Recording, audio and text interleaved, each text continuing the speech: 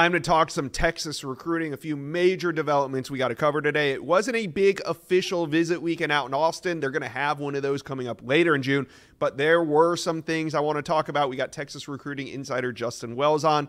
But first, Texas fans, jump on board, hit subscribe to the best recruiting channel on YouTube.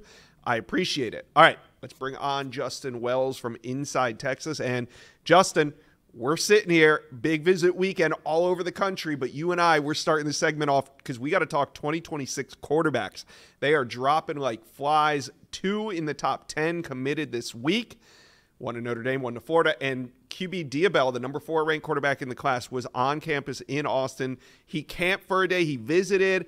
And we know Texas only offered like 4 or 5 quarterbacks, and he's one of them in that 26 class. What are you hearing after this visit? Yeah, you know, Dia took a pretty unorthodox trip to Austin this weekend. Do you want to know how much he really wanted to camp at Texas? He got stuck, and you would understand this from being at the On3 Elite Series in Nashville. He got stuck in a delay in Dallas, and his flights kept getting delayed. They took an Uber from Dallas to Austin at midnight. Damn. Just to get to that camp, because Dia told me he was worried he was going to miss the opportunity to compete in front of Coach Sark and Coach Milwee. And to me, that was really telling. Dia absolutely loved it. If you talk to the players, that's the name they mentioned the most. Who stood out the most? Diabell. And for good reason. You know, Sark has had his eyes on this guy for a while. The Fort Lauderdale kid he's just a really good athlete with a really smooth delivery. He competed. He played well. He talked a lot to Sark and Milwee just about off the field, about life in general. It really wasn't as much about football this trip. It was more with the family and about life in general. And so when you start hearing that, it sounds like Sark and those guys have kind of zeroed in on their guy. And that's to say, you know, there's a handful of quarterbacks in this class they really like. And there was another one on campus this weekend as well in Troy Hune. But Diabell just really, really flashed. And he was really excited. He actually didn't leave Austin until Sunday morning. They wound up staying the night. His dad and that family had a great time. And so you said it. The quarterback dominoes are starting to kind of fall. And Dia told me, you know, I don't have as much time as I think I do. Like I've got to make a decision, and I don't get the sense he's rushing anything, but I think Texas is maybe the school. I think this might be the spot. He also mentioned going to see Ohio State. He's going to go see LSU, and he's going to go see Florida State. But I get the sense he wants to have a decision this summer. A lot of the big name quarterbacks usually jump in the boat by the beginning of their junior season.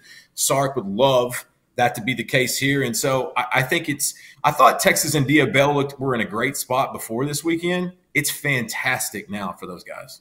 Yeah, and he has said that he wants to make a decision in January. I think we're about 5 weeks away from the number 4 quarterback in that class coming off the board. Miami, a major player in that one as well.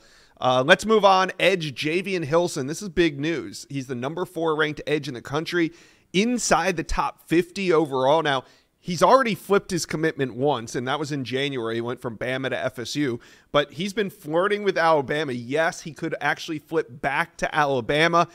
Just scheduled a Texas official visit, though, so this should kind of shake things up. He'll be there on June 7th this coming weekend. Then he'll go to UCF. Then he'll go to FSU in 2 weeks. We don't know when he really plans on shutting this thing down, but what are you hearing about Texas and where they're at heading into this big official visit next week? They really like him. They really want him. Listen, they've already got Lance Jackson in the boat, 6'5", 270 pounds. We got to see him at the On3 Elite Series in Nashville. He looks fantastic. He looks wonderful. And they love Marco Jones, the California edge as well. And the number is going to be 2 or 3 for edge in this class. If you can get a Hilson in this group after signing a Colin Simmons, right, after snagging a Trey Moore in the portal, edge recruiting is only going to go up. And so Texas is very interested. I think once he gets to Austin, then we can have a clearer picture of what he's wanting to do.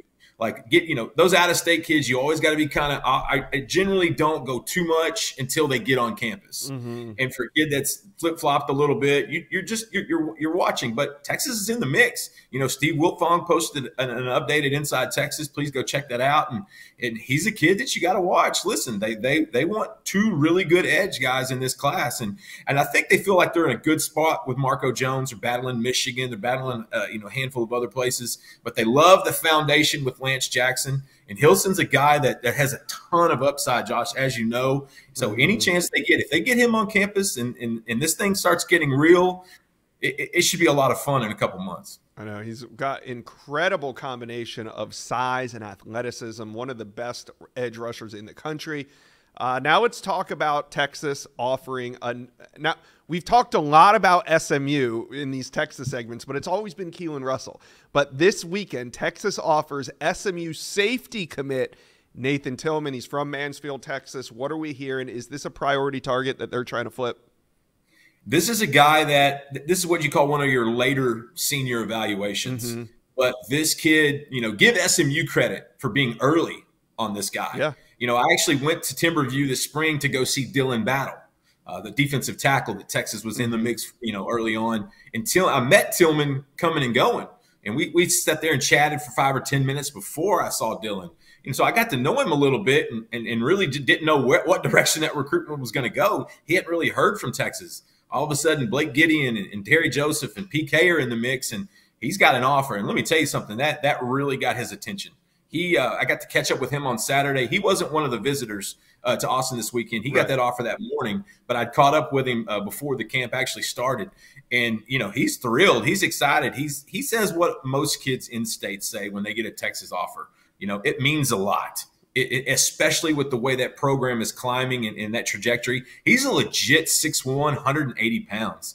And he's a guy that'll go sideline to sideline. He's got some wiry, traits that definitely translate at the next level. And so I think you have to tip your cap to SMU for a really good early eval. I think Texas is being judicious with these 2025 offers at this point. If they see guys in that late senior eval stage, they're going to make a jump for it. I think Tillman's a guy that they're going to make a push for. They want to bring 2 safeties in this class. I think they look outstanding for Fort Bend Hightower's Cade Phillips, but they want another one. And we don't know what Jonah Williams is going to do. He was on an official to USC this weekend. He'll see A&M. He's going to see Oklahoma. So I think this is Texas kind of looking at the big board and trying to finalize who they're going to really push for throughout the rest of this summer. All right, Texas fans, let's talk about it. Do you think Dia Bell is your 2026 quarterback? What about the 2 flips, Javian Hilson and Nathan Tillman? Can the Horns get it done? Let me know. Comment section below.